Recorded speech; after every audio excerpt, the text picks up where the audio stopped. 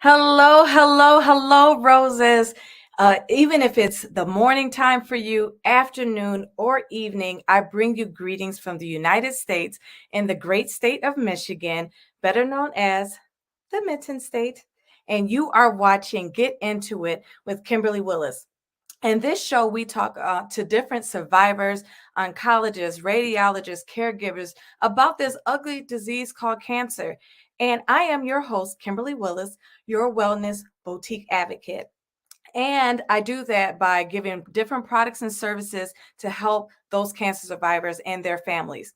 I do that by writing books, providing hope and inspiration. I also do that with my t-shirt line with Survivors Corner, which you see the link down there, survivorscorner.net, where I offer t-shirts to give you inspiration to fight another day, or even those if you're on the other side of cancer treatment, I help you with that. But I don't stop there. I also help you smell good, y'all. I have fragrances for both men and women. So that's my link. You know what I have to offer, but it's not about me today. It is about my guests. And I am so excited to have our first male guest for this podcast.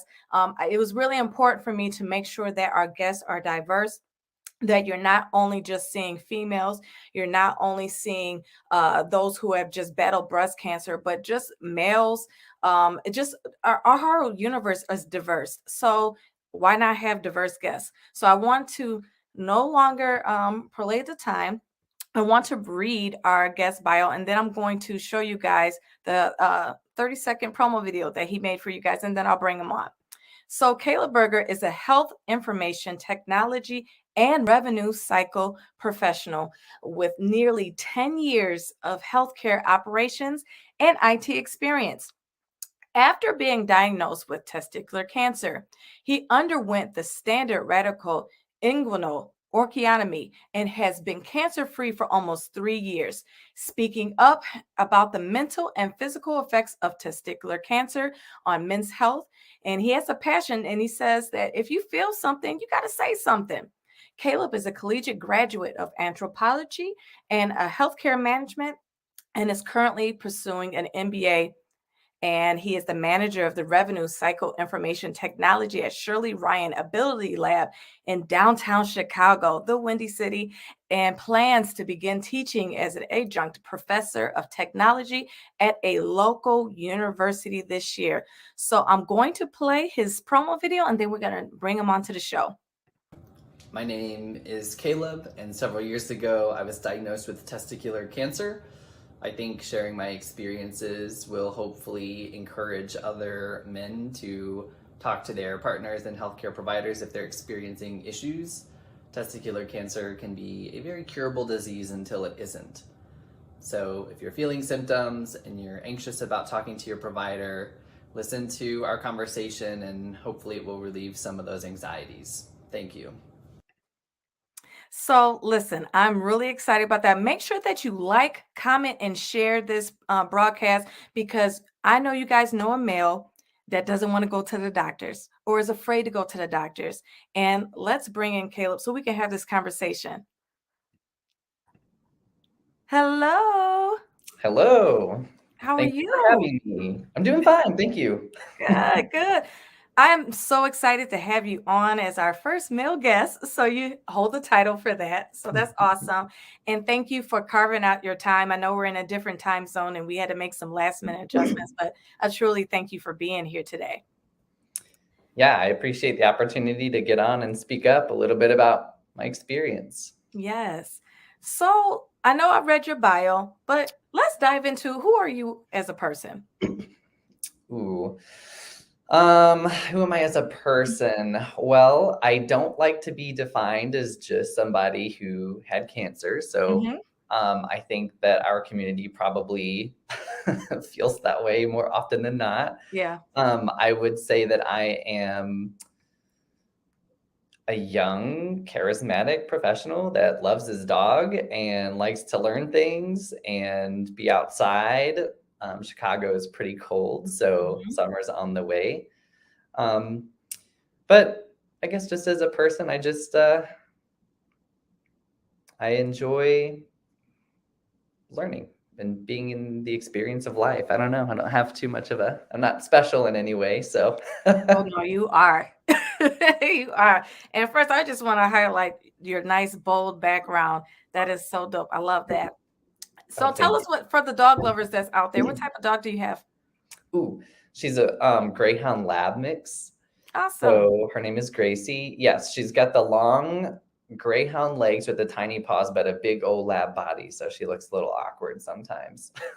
That's cool. My family has been trying to get us a pet for several years, but because my youngest son has asthma and I also have asthma too, she was saying no pets. So, but then also that's like another kid. I got 4 kids, so it's like I I can't have do more all of that. dogs, so So tell us a little bit about your cancer journey. So you had testicular cancer 3 years ago. Share into the insight about how you found it and your journey through it. yeah. So I think the most interesting part about mine was I didn't have any noticeable symptoms at Mm. first, or at least symptoms that I could identify as being a problem there. Mhm. Um, I think really when I started feeling something was off was just I would go through these spurts of like extreme fatigue and Mm. then um, excessive energy. And the way my oncologist explained that to me was the types of tumors that I had and where they were located. They were, I guess, metastasizing in a way that was like preventing testosterone from making it where it was supposed to make it. So my testosterone level would drop, and then essentially my brain would tell my body that I needed more, so then it would spike, but then Mm. it was too much, so then it would drop again. So I think that started happening maybe 3 or 4 months before I noticed anything else. And at first you kind of go through like, well, maybe it's low vitamin D, or maybe you're not getting the right kind of sleep, or maybe, there's like a process to get Mhm. diagnosed with anything. And then finally, I started noticing other symptoms. So it was like I started noticing some tenderness in the area, and I thought, that doesn't feel right. But there Mhm. was not really a lump or anything. So it was just some tenderness and some fatigue and some pretty excessive mood swings, actually. Oh, wow.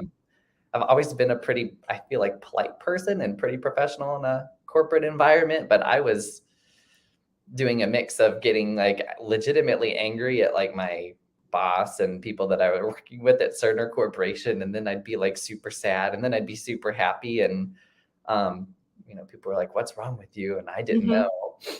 And then once you're diagnosed, it's very quick. It's very easy too. So you go to your physician, um, and this is, I think, a great segue into if you're worried about it. Like physicians talk to Mhm. patients about a myriad of things all the time. So you're nothing special when you walk in, and there's no part of your body that you have that someone else doesn't also have. Yes. So they did the typical exam, which really just consists of kind of feeling, asking about the symptoms, things like that. And then you do an ultrasound. And my provider was confident that it was a cyst, and he's like, "I've never had to diagnose anyone for the last 20 years of practice with testicular cancer. It's always a cyst. You'll be okay." So I went Wow. upstairs to the imaging office, and then I got my um, ultrasound, and then I got a call from my provider, and he goes, "Can you come back to the office real quick?" And I knew, I was like, "Oh man." Mhm. So I went back, um, and they brought me back into the office, and he's just like, "This is testicular cancer, and you need to have an orchiectomy, and all these things that were going to happen." And it was really interesting because I wasn't too. It's really weird. You'd think like in the movies, someone gets diagnosed and they immediately are breaking down and they're crying and they're upset. Mhm. Mhm. I don't think that happens to the majority of like actual cancer patients.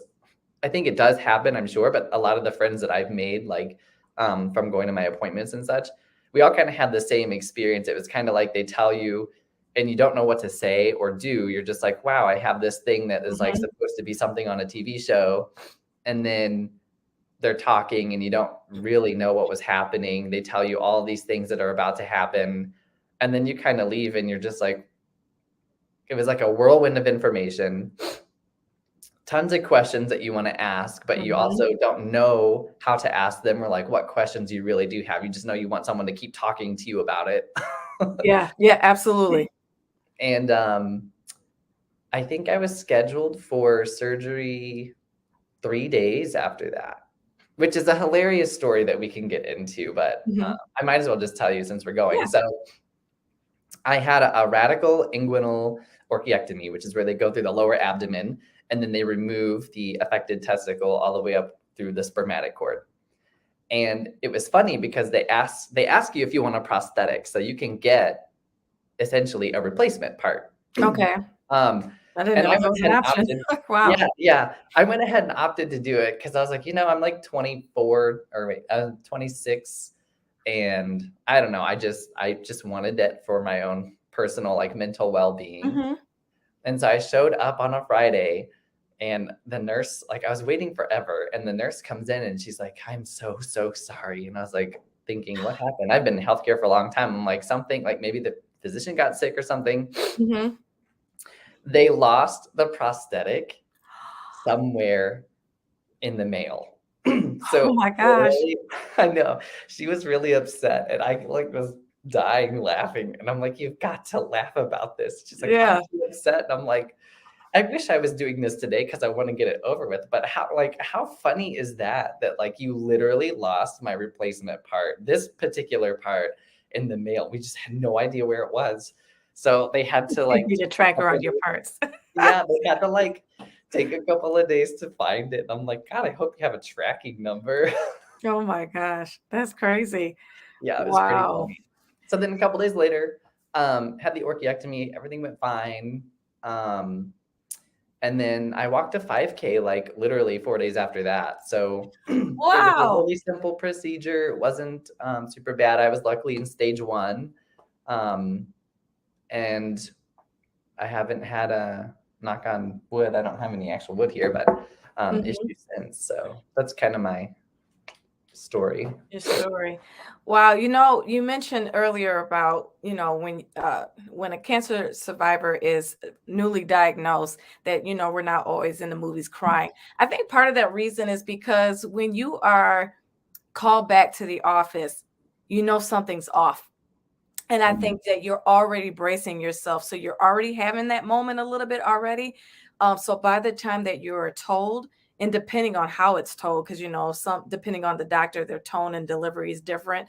You kind of almost already are preparing yourself. So sometimes it's the people who you bring with you that could be a little bit more emotional. I know for me, it sounds weird. I actually was smiling.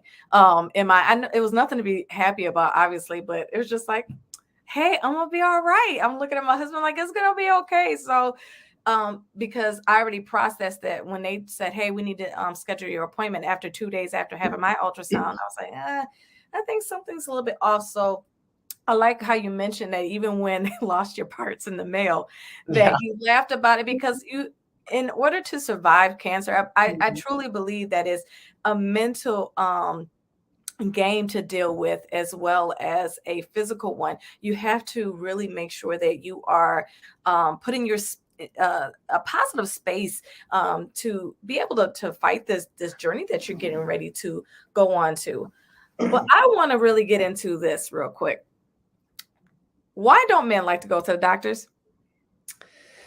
Oh man, where to start with that? I think part of it is I don't want to.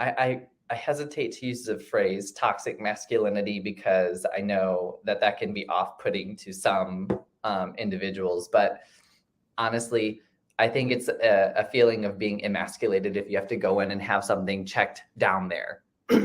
So that's the first part. Second part, I think society in general, men are supposed to be tougher and stronger and able to take care of things themselves, and all of these expectations that our society places on men. And so whenever you do have an issue and it's not solvable by you, or you really have zero input into resolution, I think that can also be super hard for people, right? So a lot of males, I think, struggle with that. And luckily for me, I think I would have too. I think there's an embarrassment component as well. Yeah. You know, to be super honest, like you don't want people to know that you're having a problem there, and you don't want people to know that you're missing one of your testicles. I mean, I guess I'm on here saying it, so I don't really care, but there are a lot of people that don't want people to know that, or they feel embarrassed by it. And the problem with that is like men's health is human health, and all humans struggle with something. And all humans have some kind of condition, whether it's something that's physically manifested or if it's mentally manifested. And that can be a hard thing to face too. So I think the majority of it's probably embarrassment. And it can be awkward. Like that's your own personal space. Yes. And when you have another stranger, even if they are your physician or whomever, you know, feeling around down there and, you know, the way they do the exam, you know, it can just be odd and it can be an awkward thing. I was in healthcare. I've been in healthcare for a long time. I started at Mercy Health Systems, based out of St. Louis. Huge shout out to Mercy. It's a just incredible organization.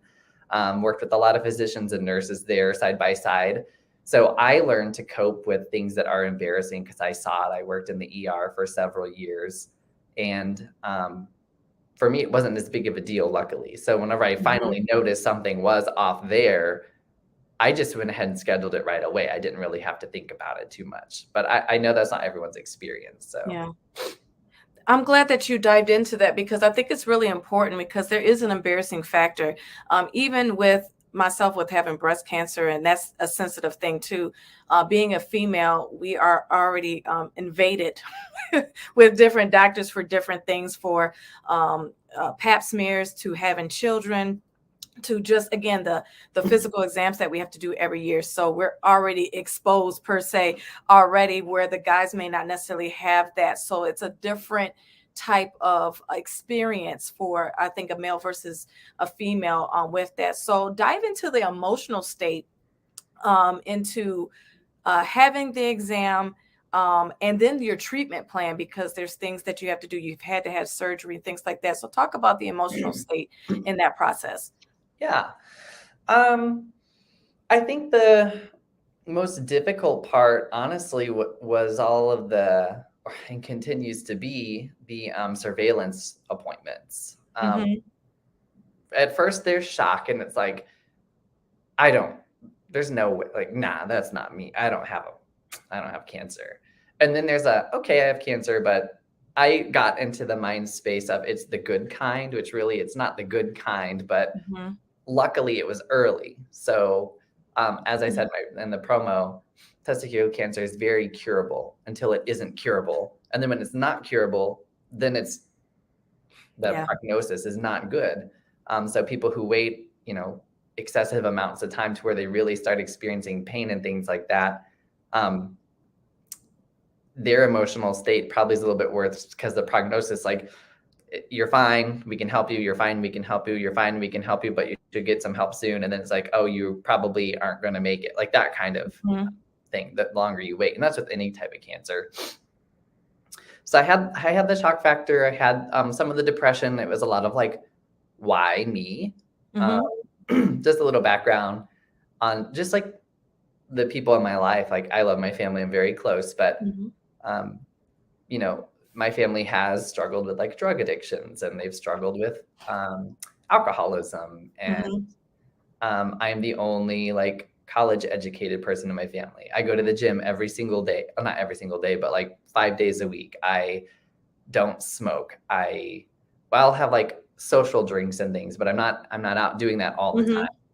I'm super focused on my career. I do a lot of like health and wellness initiatives. I do like community service projects. I do all kinds of things like that. And to sit there and be like, I did everything I was supposed to be doing with my life, and this happened to me. I think that was what got me the most. It was like, how unfair and how frustrating is this that I have to go through this and other people aren't, which is a terrible way to feel, but like, you can't help the way you feel. Like, I've done all these things that are supposed to be what I'm supposed to do, and all the people that haven't, they don't seem to ever have the problem. And so that was a negative mind space to be in. It took a lot to get over that. Sometimes there's still some remnants of that, like in the back of my mind, especially when you go for like surveillance, because you go like every month and then you go every 3 months for years. And it's like constant blood draws, Yeah. constant CTs, constant talking to a healthcare provider, which is, just like a little piece of it. Then you've got the whole financial component of it. Like I have to have a low deductible. Like I will hit my deductible before the first quarter ends of any year. So, there's like the financial stress of it. There's the emotional part where it's like, why did this happen? And then the other, I think, interesting thing is you spend a lot of time trying to convince other people that you're going to be okay or that you truly are okay. Mm-hmm. For like months and years after, people will still ask, like, are you doing okay? Is everything okay? And it's nice because you know that they care, but also, leave me alone. Like, I'm not sick. I'm not dead. I'm doing fine. I just got done walking my dog. Like, Yeah. I'm Yeah. okay. So I think there's like some frustration, there's some annoyance with things, and then there's some guilt too, because you get used to going to like the cancer centers for like your oncology appointments and things like that. Mm-hmm. You're like one of the people there, just like surveillance, and you're like, yeah, I didn't really have a horrible experience personally. I didn't have a horrible experience, but like all these other people that I'm sitting in the waiting room with look like they've been hit by a train or something. I mean, they do not look good. And so then you got to sit there and, you're looking at them, they're looking at you, and Like, are you the caregiver? Like, right. Then you feel guilty and you're like, ugh, like, yeah, that's difficult too. But I'll say it's not all bad. Maybe you had this experience. The other emotional part of this was I used to work all the time to take things super serious.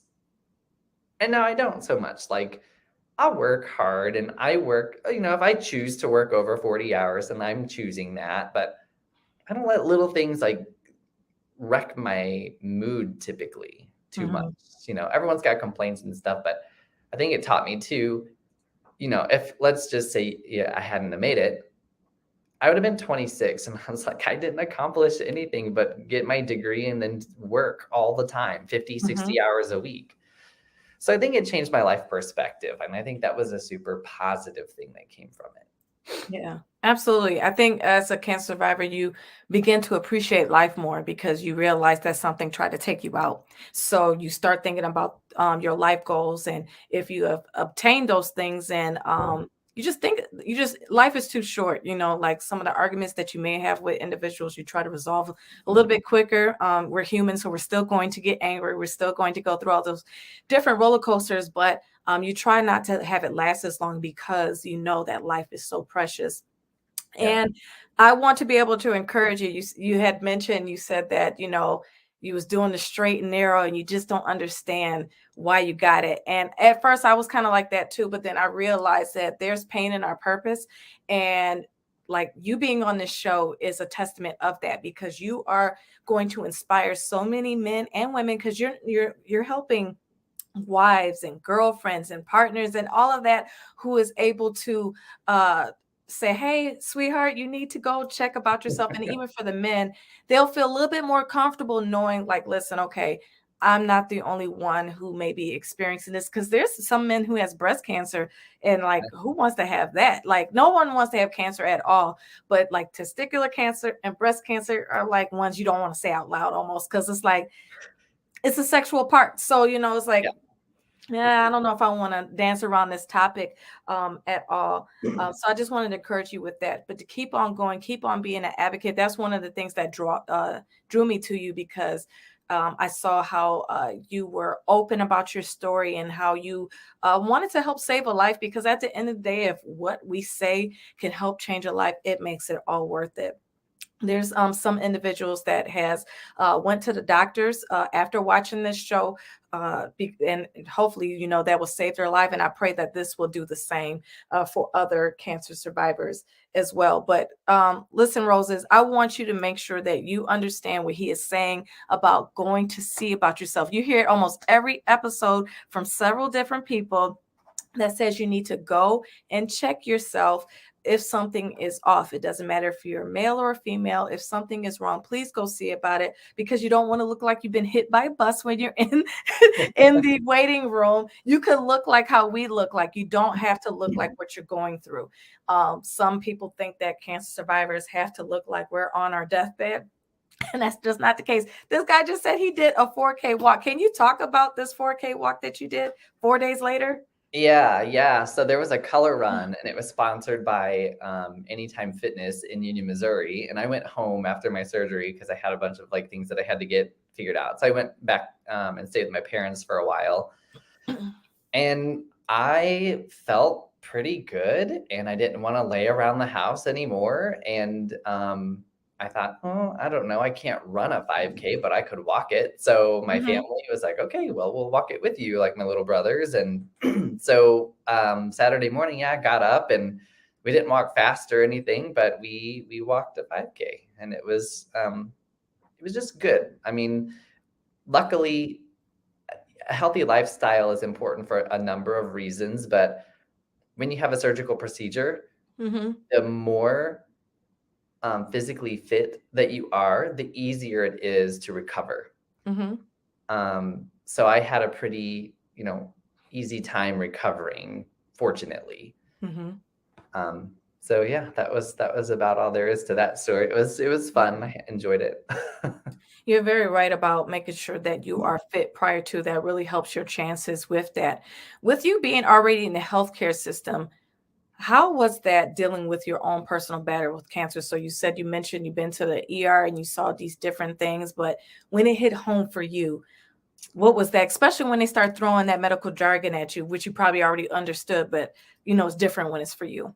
Yeah. So I have been on the revenue cycle side of the industry the entire 8 years I've been in it. So what I was doing at the time at Cerner, I was a revenue cycle consultant at Cerner, and we would design and implement patient accounting systems for hospitals, which essentially is all clinical care being turned into charges and turned into real dollars that keep the doors of a facility open, essentially.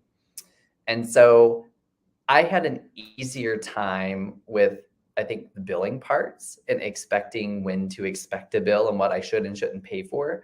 I think that's what I understood the most. And luckily, this is also a shout out to Cerner Corporation. They're a health information technology company. They're located in Kansas City, Missouri. They are a huge company. Lots of changes happening, good changes. And if you're looking for a place to start a career, grow a career, Cerner would probably be an excellent start if you want to jump into HIT.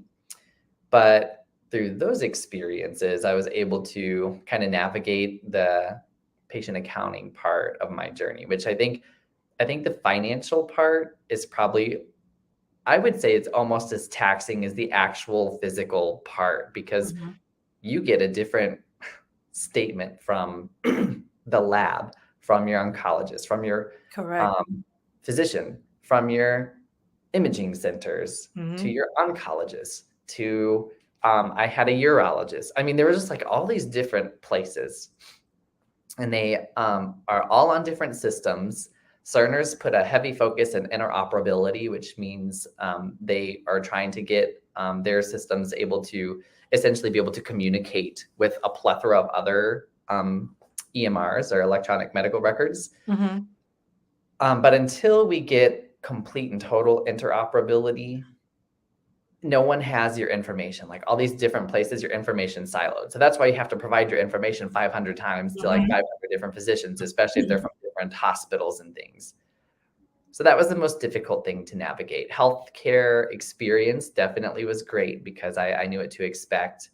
The medical part of it, I mean, in the ER. The ER is an interesting place too. It's very interesting. I used to work 5 p.m. to 2 a.m. through college, full time. You had the interesting shift. Yeah. So, I mean, there was always some crazy thing happening there. And that was when I was working at Mercy Health. They were a level 1 trauma center in Southwest Missouri. We saw 98,000 encounters a year. It was insane. But watching other people deal with some of these illnesses, accidents, diseases, and things that, some people would walk in there and they don't leave. And so I don't know, I've always had a really good frame of reference when things are happening, either from a clinical space or from a financial space, just because of my experiences in the industry. So I'd say that definitely helped and kind of helped focus me, and I knew what to expect and I knew what to look for. And I'm really good at trusting physicians. I know that there should always be a point where you want to make sure that the person that's helping you knows what they're doing. But Absolutely. for the most part, having that trust in your healthcare provider going to be super beneficial and super important, because you're going to have a very long relationship with them. Absolutely. Yeah. It's not one and done. You don't just have the surgery or treatment. They're life partners with you, like literally life partners with you with that. I liked how you highlight about the financial piece, because you are right. You get several different bills from the several different areas. If you get a CT scan or MRI, or if you're getting an ultrasound, and then depending on what department of the doctor that you're going to, and then those labs, all of those things can become very overwhelming. So if they can get that all integrated into one, that would be so beneficial for not only just cancer patients, but just anyone in the medical industry who has to get procedures done, because you're always getting those things. You're getting your insurance that say, hey, this is not a bill, but here's your explanation of benefits. And you're like, okay, what's this $35,000 bill or this $600 bill there? And then like, how much do I actually got to pay of that? So all of that stuff can add to it, because if you are in a financial strain and you don't have that cushion, it could weigh on you, because it's like, okay, should I just stop fighting because I'm not going to be able to financially keep up to keep myself alive? That is a real concern for those who are fighting with cancer. You mentioned something very briefly about watching the bills and not paying some. Can you explain that a little bit further? Yeah. So depending on your understanding of insurances, you have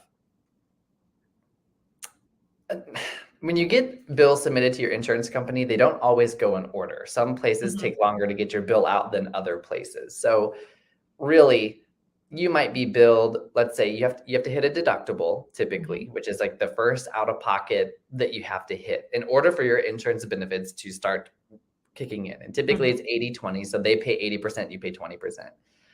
So when you hit your deductible, then you pay the 20% up until you hit your out of pocket maximums. Correct.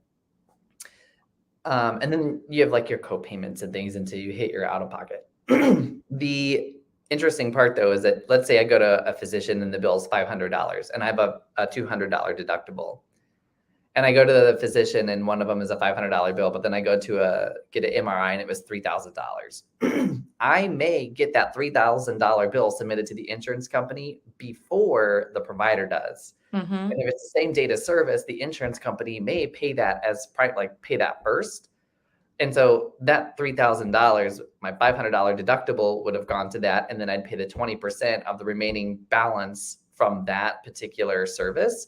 And then the provider would submit their bill. Originally, if they had paid first, I'd pay the whole $500 and that would cover the provider. But now I'm paying a percent of it. And so they may have already pre-billed you something else or given you an estimate that would now be completely off.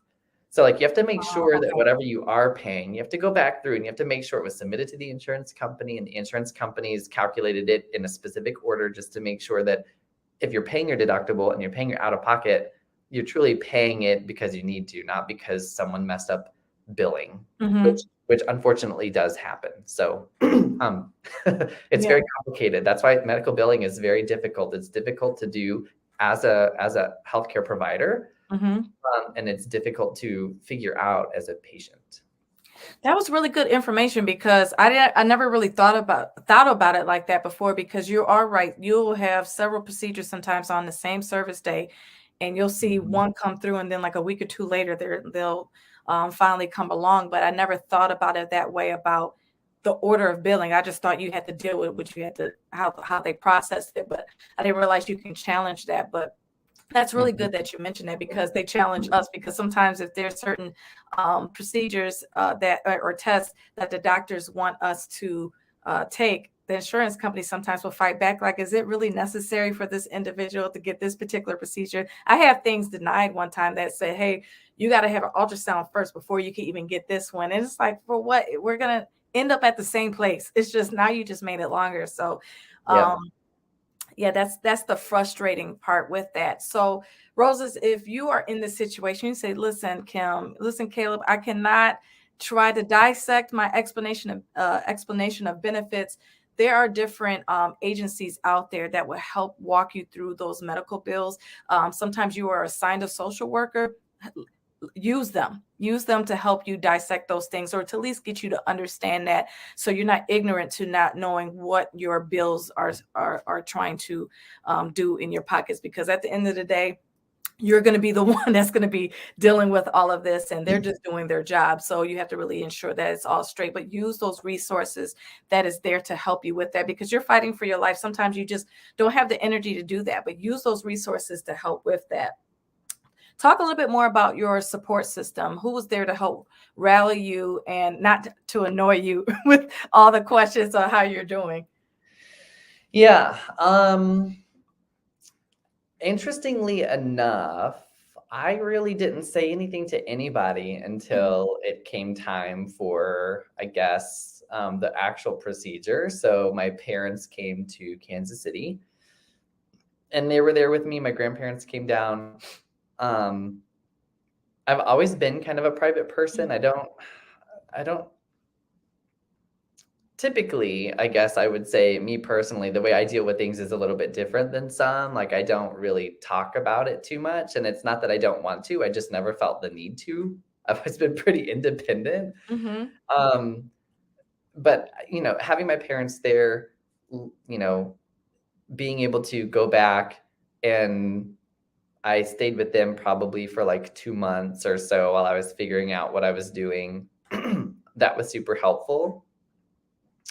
And then my provider was really good. Like, I could email him and he would always respond, like every single time. So for me, I think I'm very empirical, which means like physical evidence of things is important. And I just want the black and white facts. I don't really care about if someone's like, oh, I'm sure you'll be okay. Like, I don't need to hear that. I need to hear, this is what the procedure is going to be. This is the expected outcome. And this is what you're going to have to do after. Like, for me, that part's comfort, not so much, oh, you're like, when people would say, oh, you're going to be fine. My response was always, what makes you say that? Mm-hmm.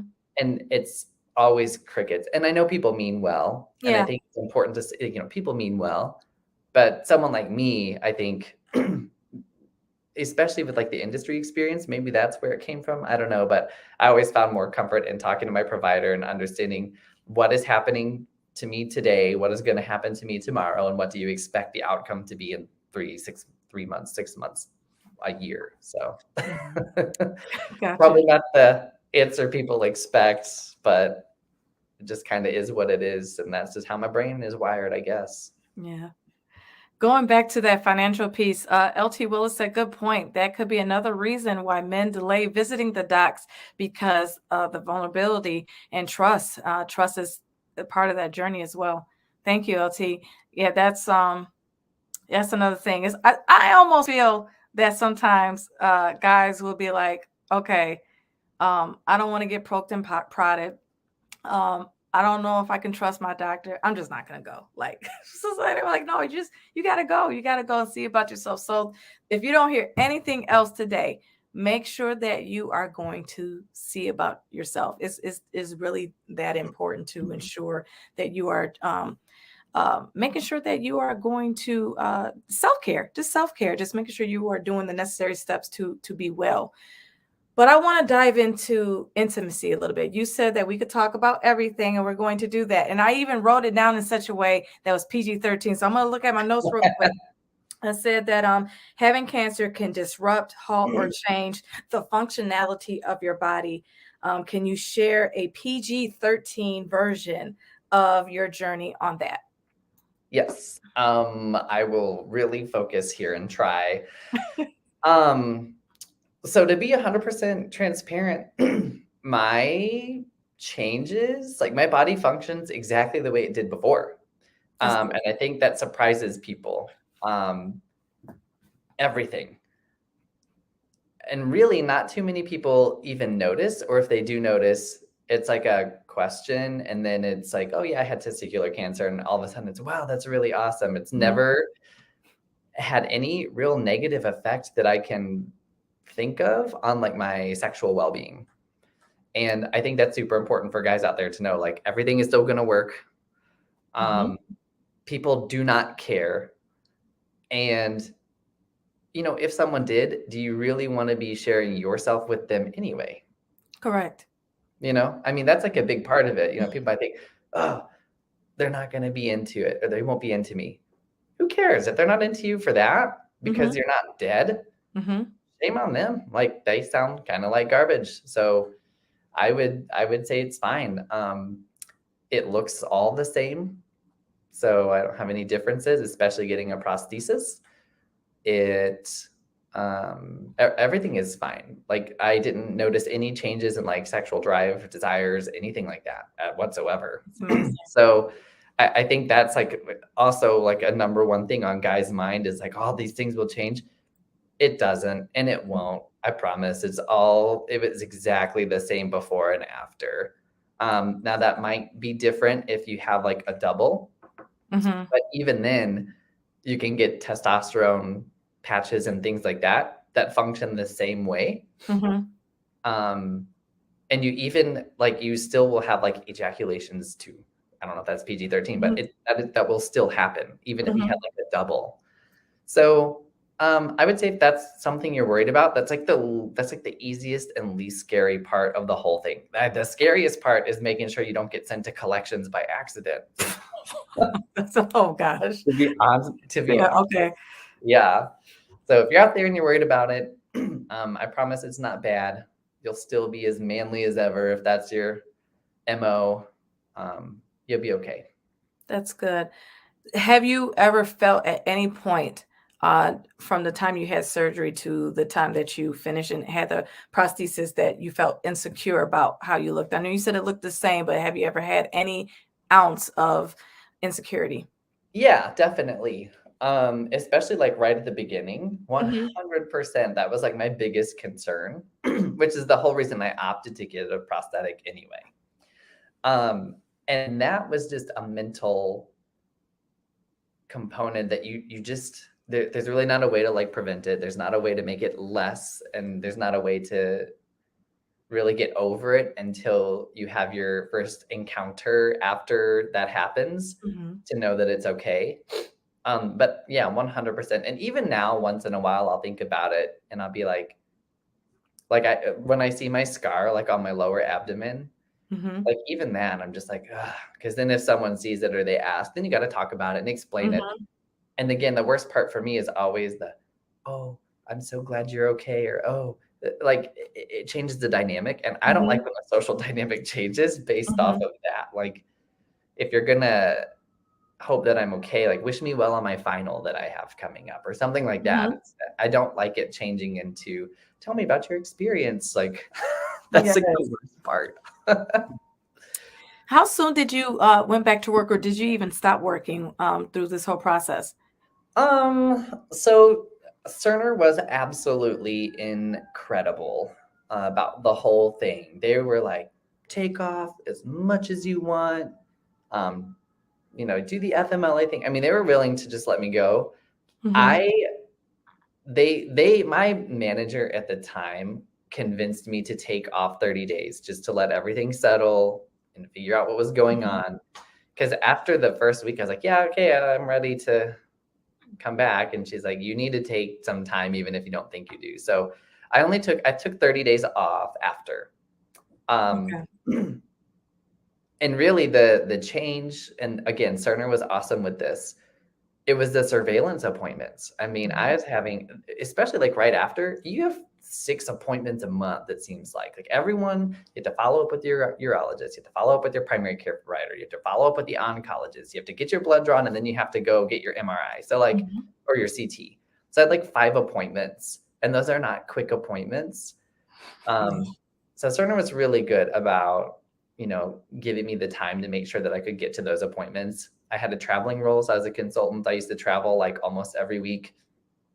They were super accommodating. My clients were super, super accommodating. Shout out to Universal Health Services. They understood, and they, typically they like their consultants on site. And it was very much like, you need to take care of yourself, make sure that you're okay. So I know corporate America gets a bad rap a lot. And I think there are bad things that happen, but ultimately corporate America is built from everyday people.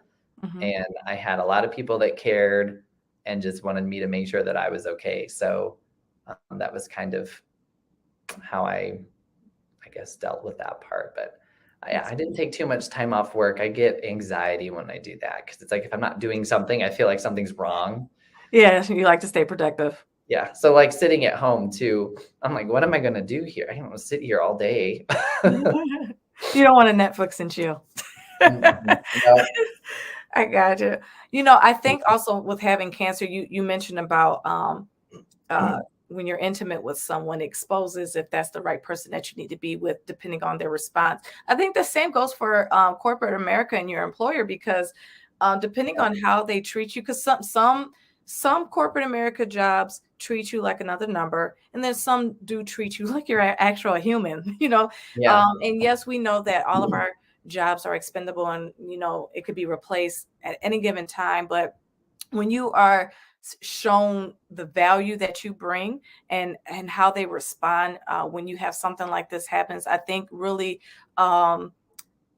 really expresses how they feel about their workers, because again, you bring a lot of knowledge, a lot of experience to what you do, and they don't want to necessarily lose that. So I shout out to them for being amazing to you through your cancer journey. I think that is amazing for you doing that. Shout out to your support system, all your doctors and everyone. And just shout out to just you, because again, with you just speaking about this topic, helping men, but then also just showing that you could still be manly. You could be a man. You can go out and do marathons and whatnot and still carry on with life, because some people think that when you are hit with cancer, that it's kind of over. Even after you overcome it, that life is different, and it is. However, you can make the best out of it. And it sounds like that you're doing that. Yeah. I think it's important to highlight what you just said about, even when it's over, it really kind of isn't, because it's like, when I get tired, if it's during the early part of the evening and I have no reason to be tired and I slept fine, my first thought is, am I tired because I'm mentally tired, or am I tired because like something's wrong? Because if it does come back, they say it'll come back like in the lymph nodes. And I'm like, I don't know, I feel okay. Like I'm checking, I'm like, I don't feel any bumps. So yeah, there's definitely a component after it's over where it's not over, because it's always in your mind, like, is this normal or is this a recurrence? So Absolutely. Absolutely. Well, this is the part of the show where we get to dive in a little bit about what you do. So kind of talk a little bit about your career a little bit, and what you do. yeah. So right now I'm the manager of IT revenue cycle at Shirley Ryan Ability Lab in Chicago.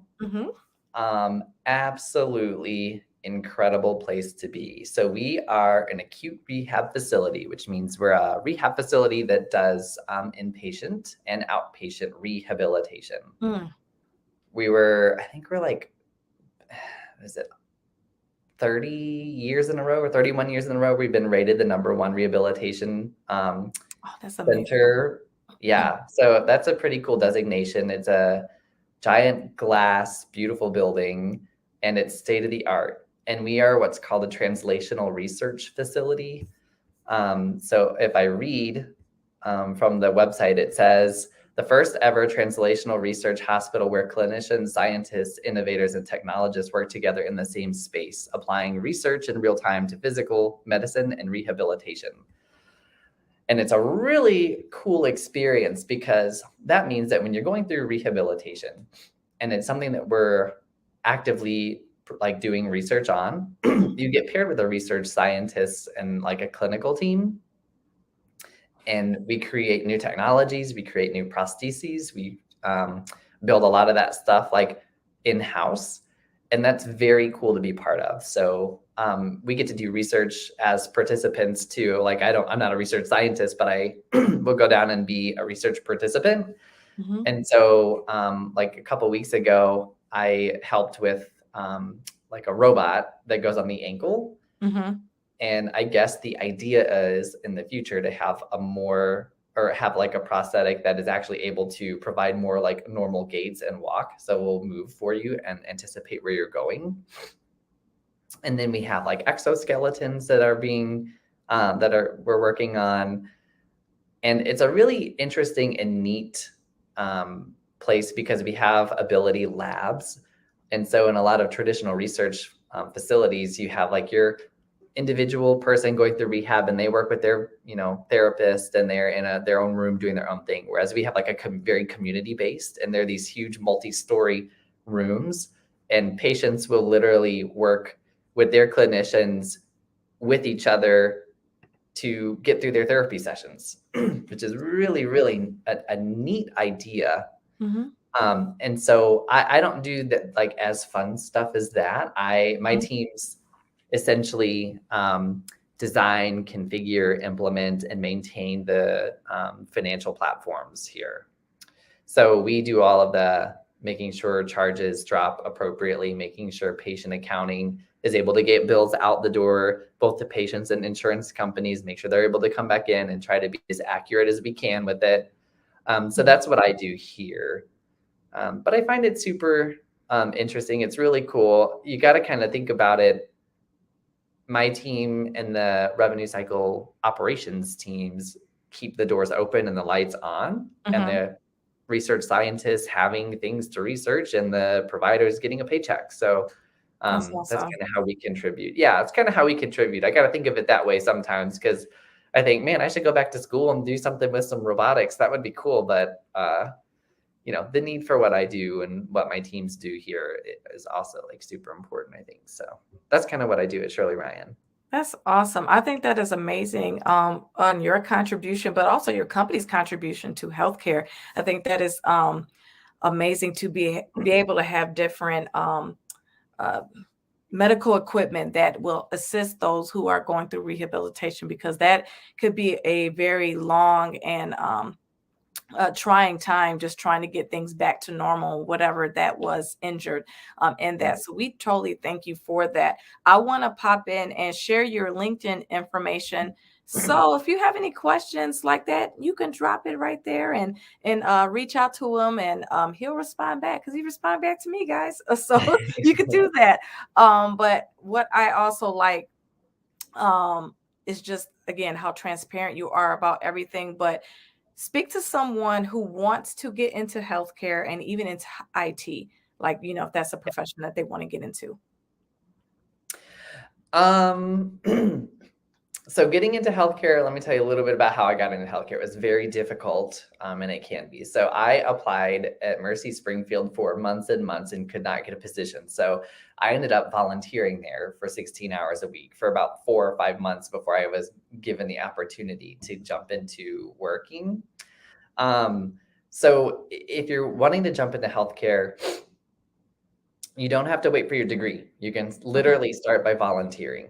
And that is the best place to start, because you get to see different parts of the facility. They have typically hospitals have a lot of different ways you can volunteer. So you can, like I was patient escort. So like I would walk patients and families to where they needed to go in the facility. This is where I started. But you could start there to get your foot in the door, and then start applying for support roles. So registration, schedulers, patient care technicians, things like that. And as you work your way up through a facility, then your person that you're reporting to, so like volunteer services, you're reporting to somebody, they can typically help you get in the door. So I think that is probably a good strategy to break into the industry if that's what you're wanting to do. Okay. IT is a little more complicated. There are a lot of places that require a degree, whether it's an associate's or not. There are IT certificates that you can get out there. But I think finding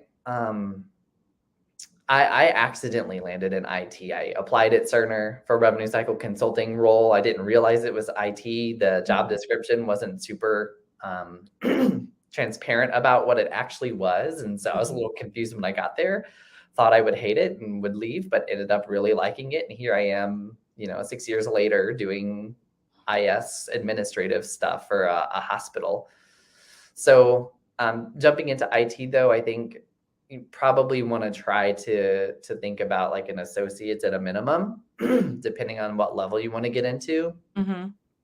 And then you got to put in the work. So you got to learn a lot in IT. You got to learn a lot about operations. You got to learn a lot about integration. You got to learn about your specific platform that you're going to be working on. You got to learn about sometimes programming, depending on what you want to do and what opportunities you want. So if you want to go into IT, prepare to work.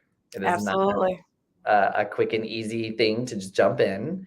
And then, you gotta, ultimately, you gotta stick it out. You can have a pretty lucrative career if you stick with it and you try and you work hard. And I would always recommend a bachelor's if you're wanting to move up into like administrative roles and things like that. Typically it's a requirement, or at least it helps. You don't necessarily need to get it, but having that will open more doors for you. Absolutely. But yeah, that's about all the advice I have for those two things, I guess. Good. I want to add that you have to also know how to troubleshoot. Listen, says that you got the help desk. That's IT. So you got to make sure you know how to do all of that as well. And I'm excited. So you said that you are going to be teaching a little bit at a university. Where are you going to be teaching at? Yeah, that's the hope. So actually our VP of technology put me in contact with the right person. And I don't want to say the name of the university or anything yet, just because I want to make sure. But I've had a couple of like interviews and things like that. So I'm hoping to be at least an adjunct in IT and teaching a night course. And it would probably just be like the computer 101 class at first, just to kind of see if I like it and if that's kind of the direction I want to go. But eventually teaching like health information tech courses would be really cool, and explaining like how do hospitals use software to support what they do, because you think about healthcare and everyone thinks about doctors and nurses and people like that, and that's an important part of it, but every single one of those people uses some kind of software to complete their work. So I think that would be cool to talk about, like the integration between clinical staff and systems that they use and how they use it and why they use it. So, I love it. Well, many blessings to you. Praying for whatever is the proper direction for you to go into, that you will walk in through that. Well, this is our time. We're almost at an hour, and I don't want to hold you because I know you got to head back on to work. I truly enjoyed having you today. And for our Roses, thank you for joining today. We know that this program would not be possible without you. If you want to donate to Survivors Corner, that's how you can do it. You know that every time that you donate, will go towards the t-shirts that goes to another cancer survivor in the oncology program or someone who's going through chemo. That's how we give back with that. So again, Caleb, thank you for being here today. Thank you for spending your lunchtime with us. Yeah, thank you for having me. It was fun. All right, guys, I hope you guys have a blessed one, and tune in next week. We're going to have Andy Kale with us. She's coming to us all the way from Australia, guys. So we're going to have an international episode. So we will catch you next week, and I hope you have a blessed day. Bye, guys.